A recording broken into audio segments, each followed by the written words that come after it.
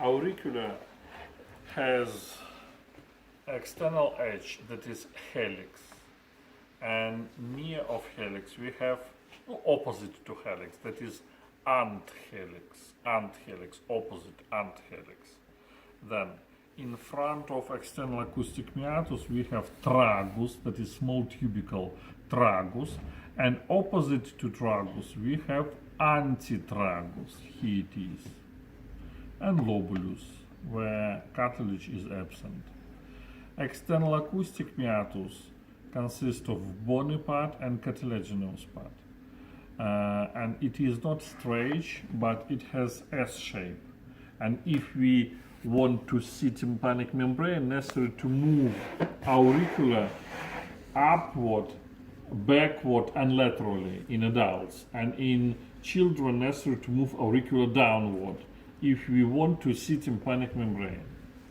And skin of external acoustic meatus has specific glands. They produce ear wax, that is glandula ceruminosa, and secret of these glands has name cerumen. An external acoustic meatus finishes at tympanic membrane, membrana tympani. This membrane has fibrous tissue inside, an external surface. It's covered with skin, and inner surface with mucous membrane. Upper part of tympanic membrane, here it is, have not got fibrous tissue.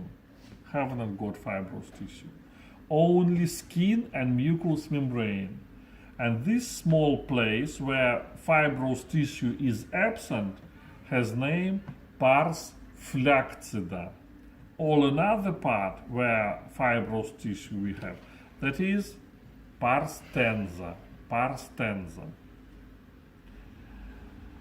Fibrous tissue on peripheral side of tympanic membrane has radial direction, and in central part it has circular direction.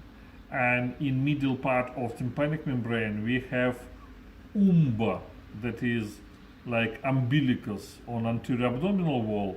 The same umba we have in central part of tympanic membrane. Then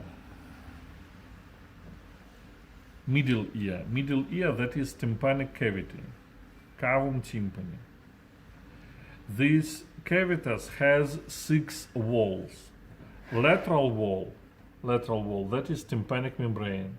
That is why name of lateral wall is paries membranacea, because most part of this wall is tympanic membrane. Then middle wall, it separates middle ear from inner ear, and internal ear consists of labyrinths, bony and membranous labyrinths. That is why middle wall of tympanic cavity, that is paries labyrinthicus. Anterior wall, in front from anterior wall, what is this artery? Who can answer? Which artery pass through temporal bone? That is internal carotid artery. That is why anterior wall of tympanic cavity, that is paries caroticus. And this wall has opening. Here it is, opens what? Auditive tube, tuba auditiva. This auditive tube communicates middle ear with nasal part of pharynx, with nasopharynx.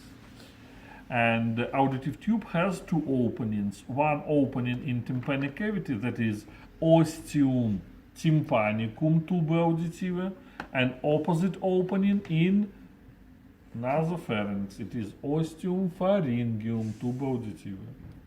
An auditive tube is the same, consists of cartilaginous part and bony part. Bony part in temporal bone, and cartilaginous part opens into pharynx, into nasal part of pharynx.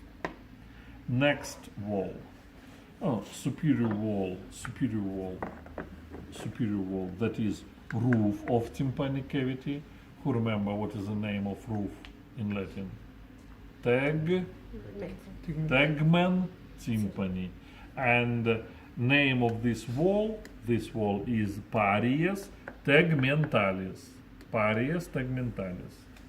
Inferior wall of tympanic cavity, that is Parius jugularis, because jugular foramen here it is, and jugular vein, you're right. And posterior wall, here it is, posterior wall, that is Parius mastoidus, because mastoid process is posteriorly from tympanic cavity. Parius mastoidus.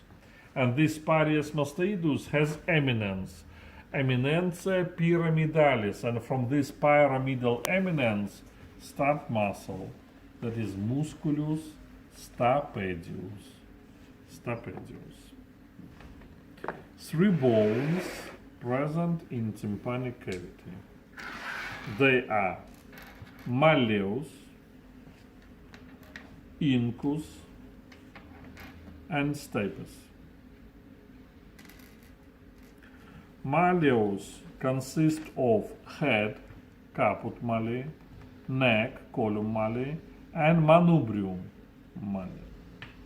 Head of the malleus occupy place above of tympanic membrane, that is recessus epitympanicus, and manubrium fused with tympanic membrane. You can see here it is manubrium malleus fused with tympanic membrane, and with muscle. This muscle, that is musculus tensor tympani, it's change tension of tympanic membrane. Next bone is incus. It consists of body, corpus incudis, short and long crus, crus brevis and crus longum, and long crus finished with lenticular process, processus lenticularis.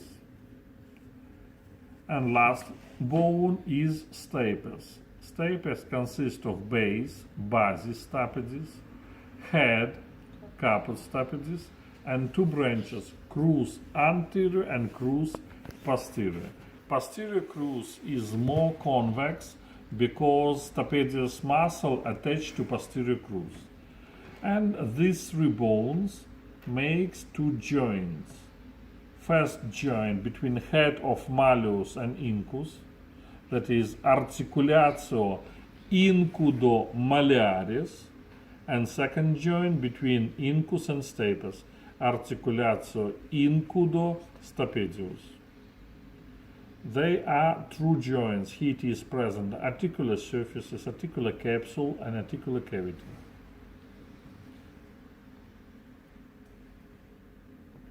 And that is all. Have you got any questions?